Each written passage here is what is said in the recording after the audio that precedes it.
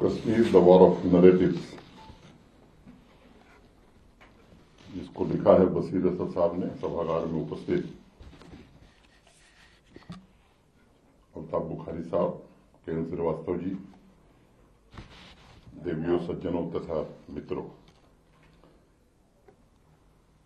कश्मीर पर मेरे विचार मैं समझता हूं मैं बोलने वाला नहीं हूं। मैं किताब का ही जिक्र करूंगा और अपनी मर्यादा में थोड़ी बातें और कहूंगा।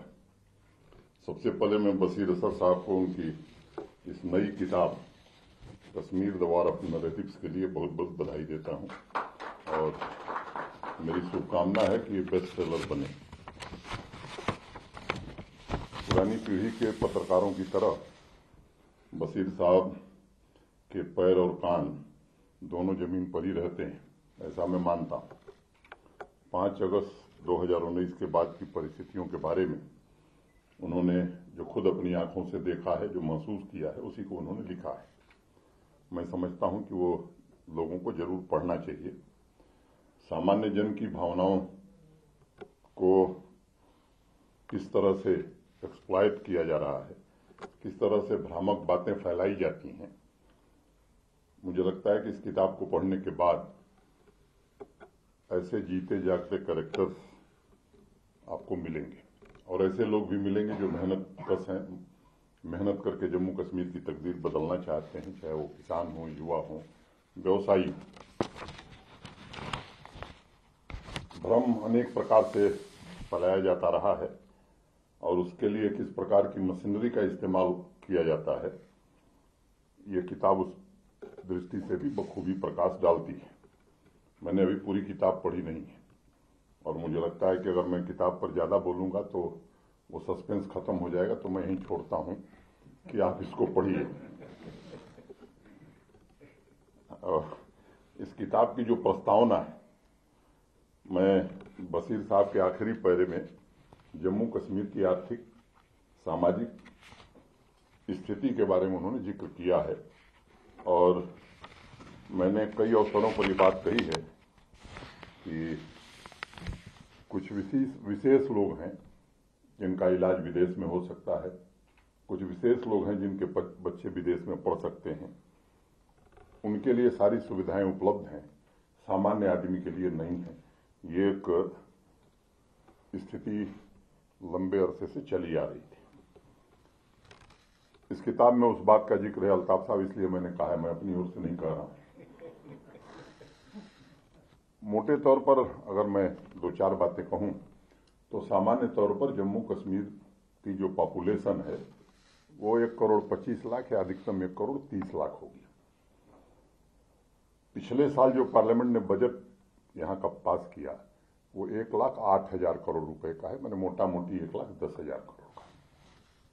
उसके पहले वर्ष में 1,00,000 करोड़ का बजट था और उसके पहले 90,000 करोड़ का। अब इसलिए मैं जिक्र कर रहा हूं कि इसको समझना जरूरी है। जम्मू कश्मीर के बारे में जब कहा जाता है तो बड़ा पिछड़ापन है, डेवलपमेंट नहीं हुआ है, अनेक लोग इस तरह की बात करते हैं। तो मैं देश के उन राज्यों की बात करूंगा जिनको भी लोग मानते हैं कि पिछड़े राज्य की श्रेणी में, बिहार और यूपी। अगर उसको आप देखेंगे तो बिहार की आबादी आप सबको पता है 12-13 करोड़ है और इस साल का जो बजट है उनका वो 2,18,000 करोड़ रुपए का है। पिछले साल ये 2,11,000 करोड़ रुपए का था। उत्तर प्रदेश को देखेंगे तो मोटे तौर पर आबादी उसकी आप सबको मालूम है 22-23 करोड़ होगी और उनका बजट 5,50,000 करोड़ रुपए का है। मुझे लगता है कि ये आंकड़े अगर आप कंपेयर करेंगे तो पर कैपिटा एलोकेशन की अगर मैं चर्चा करूं तो शायद इन राज्यों से 8 गुना 9 गुना ज्यादा, और ये पिछले 3 सालों में नहीं हुआ है। ये सच है कि जब देश में 2014 में श्रीमान नरेंद्र मोदी जी प्रधानमंत्री बने तो वो डिवोल्यूशन जो है वो 32% से 42% हुआ, इसलिए स्टेट्स को ज्यादा पैसा मिलने लगा। लेकिन ये आजादी के बाद से ही जम्मू कश्मीर का एलोकेशन बाकी राज्यों की तुलना में अगर स्टैटिस्टिक्स आप देखेंगे तो काफी ज्यादा रहा है। अब एक दूसरा परिदृश्य अगर आप विचार करें तो 12 करोड़ 13 करोड़ आबादी वाले बिहार में गवर्नमेंट एम्प्लॉइज की संख्या 4 लाख से कम है। जम्मू कश्मीर में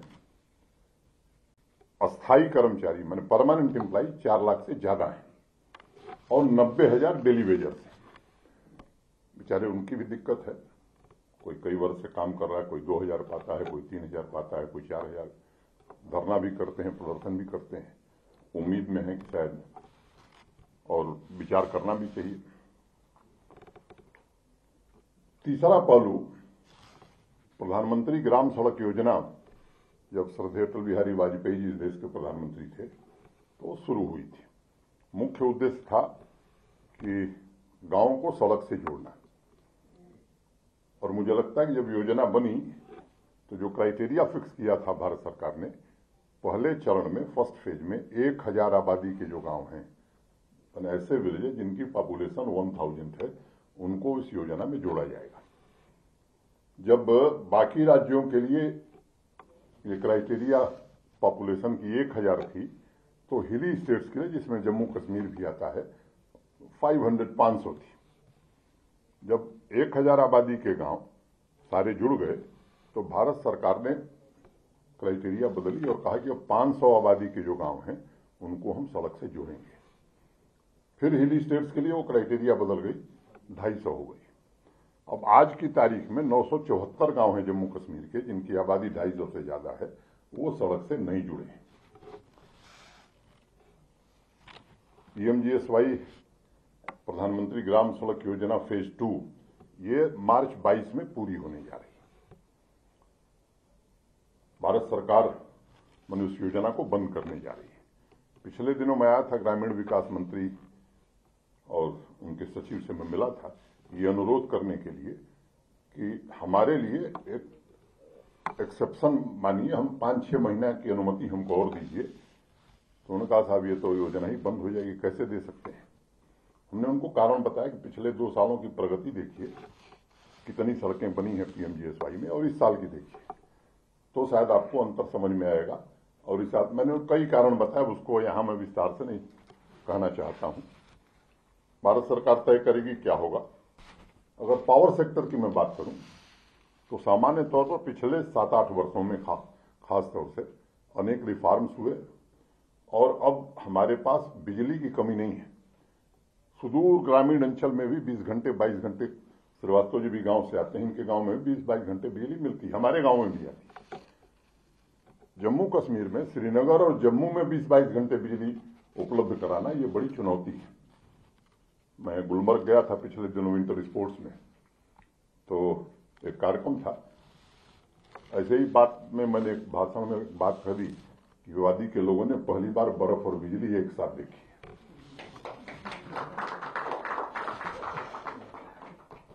मुझे मालूम था कि जम्मू में गर्मियों में बड़ी दिक्कत होगी, पहले से हमने कोशिश करी, बावजूद इसके इस बार जम्मू की हालत खराब रही।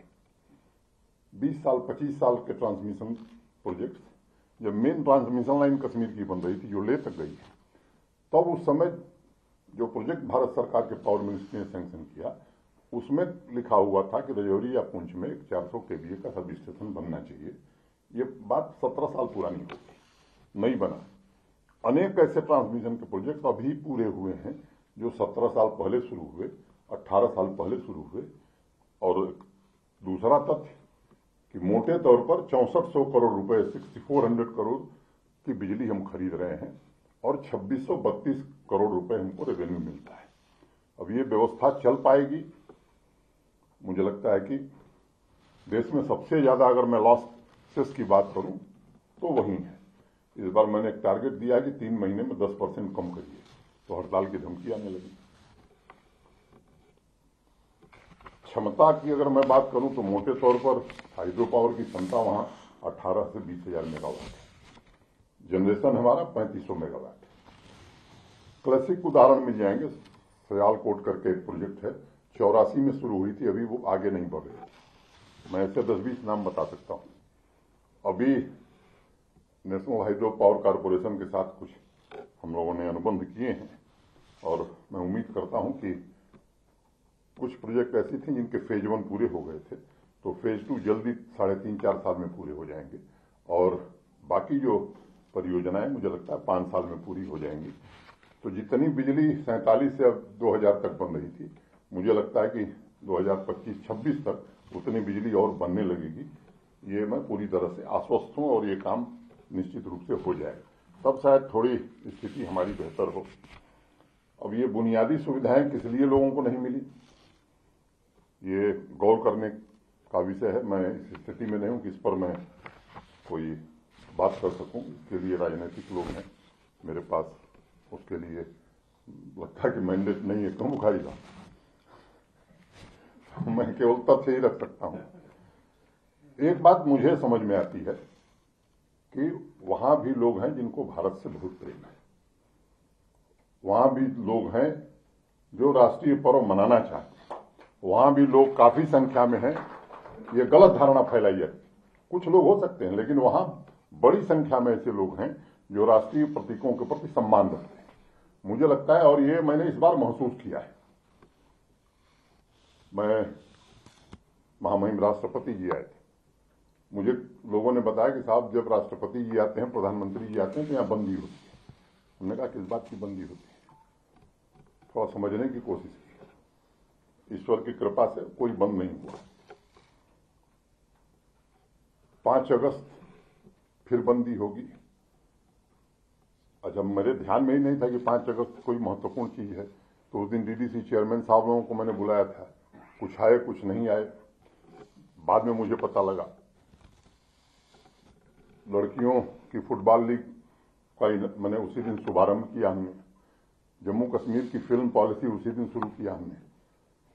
तो मुझे ये लगा था 5 अगस्त, मैंने बाद में मुझे पता लगा कि साहब यहां तो बंद कराने की योजना है। ईश्वर कृपा से बंद नहीं हुआ, और देश भर के पत्रकार भी पहुंच गए थे। यहाँ सभागार में भी 1-2 लोग हैं जो वहां थे। तो रात को मिले लोग मुझे, तो एक सज्जन ने कहा आपने तो डंडे के जोर से बंद करा दिया। हमने कहा भाई एक बात समझिए कि सारा यातायात खुला हुआ था, लोग बड़ी संख्या में शॉपिंग के लिए आ रहे थे, तो ये डंडे के जोर से नहीं हो सकता है। लेकिन अगर आप मानते हैं तो मैं इसे स्वीकार करता हूं, बंद भी तो पाकिस्तान और आतंकवाद की बंदूक से होता था। मैंने अगर डंडे का प्रयोग किया तो कोई बुरा नहीं। और मुझे लगता है कि ये स्पष्ट होना चाहिए कि ये फाइन लाइन है, इसके आगे किसी को अनुमति नहीं है, हु सो एवर ही में भी। और ये स्टैंड जब तक मैं हूं यही रहने वाला है। इसमें कोई समझौता करना मैं समझता हूं ये ठीक नहीं होगा। और ठीक है, अंतर्राष्ट्रीय स्तर पर भी नैरेटिव बनाने की कोशिश हो रही है। कुछ लोग स्वयंभू जानकार हैं कश्मीर के, उनके बिना कश्मीर चल ही नहीं सकता है। मुझे लगता है कि अब ये इन भ्रांतियों से बाहर निकलने की जरूरत है। वहां की आवाम क्या चाहती है, आम आदमी क्या चाहता है, उसका जीवन कैसे ठीक हो सकता है, उसको रोजगार के अवसर कैसे उपलब्ध हो सकते हैं। अभी जैसे आपने कहा, ये सच है कि उनकी पीड़ा देखने के बाद कोई भी संवेदनशील व्यक्ति कितना दुखी होता होगा, इसकी कल्पना सहज की जा सकती है। ऐसे लोगों से मैं मिलता रहता हूं, काफी लोगों से मैं मिला। इंडस्ट्रियल स्कीम एक भारत सरकार ने जारी की है, और मैं जिम्मेदारी से बात कर सकता हूं कि सोच समझ करके, और खास तौर से देश के गृह मंत्री जी ने उसमें बड़ी रुचि ली है।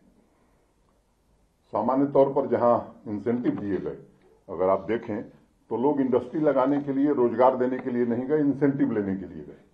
तो इस बात का विशेष ध्यान रखा है कि जीएसटी में ही 300% का इंसेंटिव हमने दिया कि जब मैन्युफैक्चरिंग होगी, प्रोडक्शन होगा, तभी इंसेंटिव मिलेगा। इस बात का ध्यान विशेष रूप से रखा गया है। जब ये स्कीम बनी थी तो मोटे तौर पर मुझे लग रहा था कि 25,000 करोड़ के आसपास का इन्वेस्टमेंट आएगा, 4-5 लाख यूथ को रोजगार मिलेगा।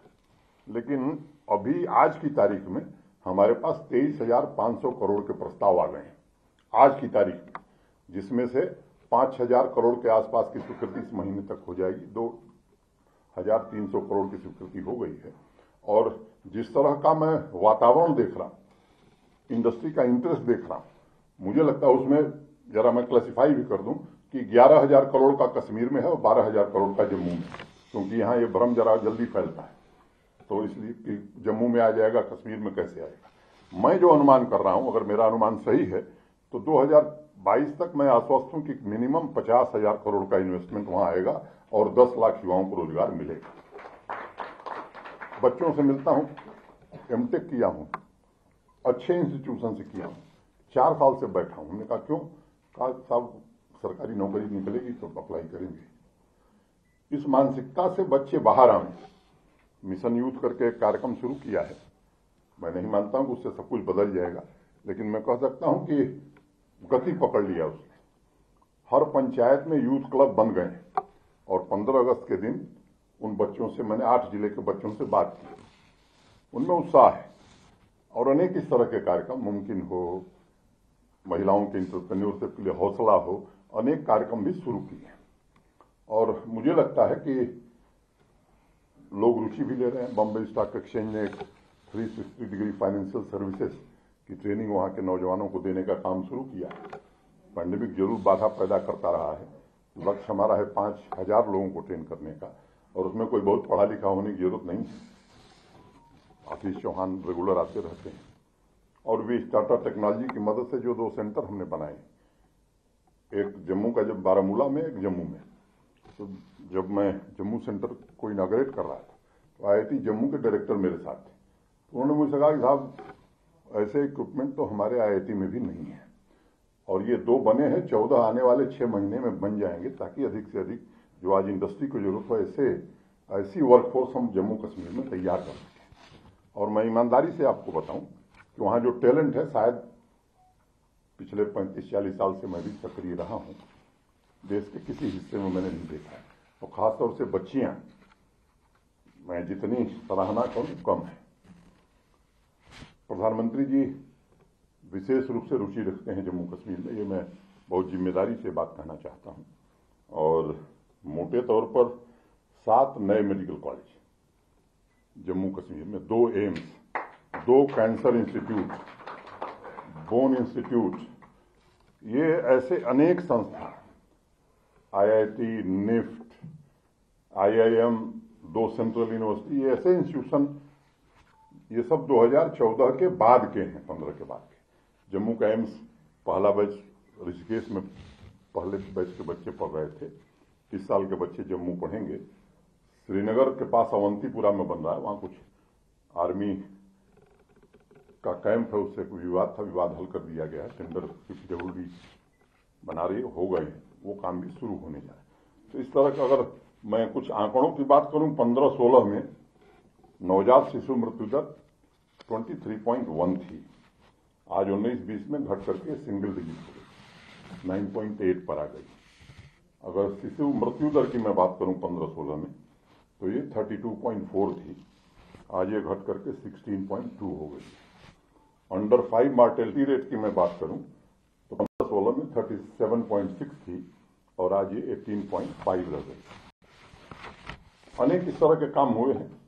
मुझे लगता है कि श्रीवास्तव जी यहाँ हैं, एक आयुष्मान भारत योजना प्रधानमंत्री जी ने शुरू की थी, जिसमें हर परिवार को 5 लाख का हेल्थ इंश्योरेंस मिलता था। उस योजना में कवर्ड वही लोग थे जो BPL श्रेणी में आते थे। अभी उसके व्याप को थोड़ा बढ़ाया है भारत सरकार ने। प्रधानमंत्री जी के कारण ये योजना जम्मू कश्मीर में भी लागू हुई है, आयुष्मान भारत के अलावा सेहत के नाम से, और उसमें जम्मू कश्मीर का हर परिवार कवर्ड है। अल्ताफ बुखारी साहब भी चाहेंगे, चाहे जितने धनाटे हों, तो इनको भी 5 लाख का कवरेज इस योजना में है। तो बिना किसी भेदभाव के सबको मिलेगा। कोरोना ने पूरे देश को परेशान किया, और मैं आपसे कहना चाहता हूं कि पिछले साल में 6 अगस्त को गया था, 7 अगस्त को हमने ओथ लिया था। तो उस समय पूरे जम्मू कश्मीर यूटी की ऑक्सीजन जनरेशन क्षमता जो थी वो 15,000 LPM थी। कश्मीर में थोड़ा ज्यादा थी, जम्मू में थोड़ी कम थी। आज हमारी क्षमता 66,000 LPM है प्रतिदिन, और 1 महीने में ये 90,000 LPM हो जाएगी। और मैं कह सकता हूं कि पूरे देश में जिस तरह की परिस्थिति थी, थोड़ा बेहतर हम थे। ऐसा समय शायद कभी आया हो कि किसी को ऑक्सीजन बेड न मिले, ऐसी स्थिति हमारे पास आई हो। सामान्य रूप से स्थिति थी। एक यहीं सज्जन बैठे हैं, पत्रकार हैं, उन्होंने मुझसे कहा साहब हम इंटरव्यू आपका करना चाहते हैं, वहाँ मैनेजमेंट काफ़ी अच्छा हो गया है। मैंने कहा मैं कोई इंटरव्यू नहीं देने वाला हूँ, कब ये बिगड़ जाएगा मैं खुद नहीं जानता हूँ और न खुद। लेकिन आप जितना भी कर लें, बहुत लोग हैं जिन्होंने अपने परिजन खोए हैं और उनके लिए मैं समझता हूं कि कोई शब्द किसी के पास नहीं हो सकते हैं। उस दृष्टि से भी हम लोगों ने कोशिश करी है कि चाहे वो उनके अभिभावकों को पेंशन देने का हो, उनके बच्चों को स्कॉलरशिप देने का हो, या जितनी हमारी अभी एग्जिस्टिंग स्कीम्स है उनका लाभ देने का। और समाज कल्याण सोशल वेलफेयर डिपार्टमेंट में एक अलग से सेल बनाई है सक्षम नाम से, और ये भी कहा है कि हर परिवार से एक आदमी को सेल्फ एम्प्लॉयमेंट के लिए व्यवस्था हम सरकार की ओर से करेंगे। एक बैक टू विलेज कार्यक्रम वहां मेरे जाने के पहले हुआ था, पिछली बार भी शुरू हुआ। कई काम होते थे, मैंने उसमें एक काम जोड़ा कि हर पंचायत से 2 यूथ आइडेंटिफाई करेंगे और उनको सेल्फ एम्प्लॉयमेंट के लिए फाइनेंशियल असिस्टेंस उपलब्ध कराएंगे। 4295 पंचायत है वहां, 4295। तो मुझे लगा 10,000 लोगों को मिलेगा, लेकिन धीरे धीरे जब बात आगे बढ़ी तो मुझे बताते हुए प्रसन्नता है कि 20,000 नौजवानों ने उसमें, और सब भी 10 लाख तक अधिकतम वो अवेल किया। उसमें 4500 महिलाएं हैं, 4500। इस साल का टारगेट हमारा 50,000 है। और एक दिन एक कार्यक्रम मैंने कहा कि अगर 1 लाख लोग भी आएंगे तो पैसे की कमी हमारे पास नहीं है, लोगों को दिया जाए। तो अनेक प्रकार से कोशिश। अब पूरे आंकड़े में बताऊं, मुझे अभी बनारस जाना है, अपनी बहन के पास का रक्षाबंधन है, तो मुझे लगता है कि लेखक का जो काम होता है वो अतीत की खिड़की को खोलता है। बशीर साहब ने भी एक उम्दा प्रयास किया है और मैं इसके लिए उन्हें बधाई देता हूं, और मैं उम्मीद करता हूं कि आगे जल्दी ही दूसरा संस्करण। और इन्होंने कहा कि मुझसे बहुत प्यार है, मुझे कोई इनसे प्यार नहीं है।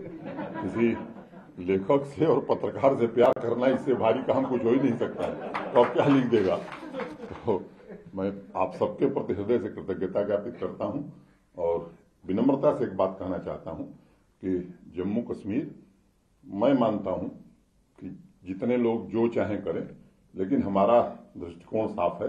जम्मू कश्मीर को शांति विकास के रास्ते पर ले जाना, वहां के युवाओं को रोजगार मिले, ये हम प्रयास कर रहे हैं। और मैं आश्वस्त हूं, क्योंकि थोड़ा आशावादी हूं कि उस रास्ते पर ले जाने में ईश्वर हमें जरूर सफलता देगा। मैं फिर से आप सबके प्रति हृदय से कृतज्ञता ज्ञापित करते हुए अपनी बात में पूरी करता हूं। धन्यवाद। जय भारत। आई भवानीचा गजर म्हणजे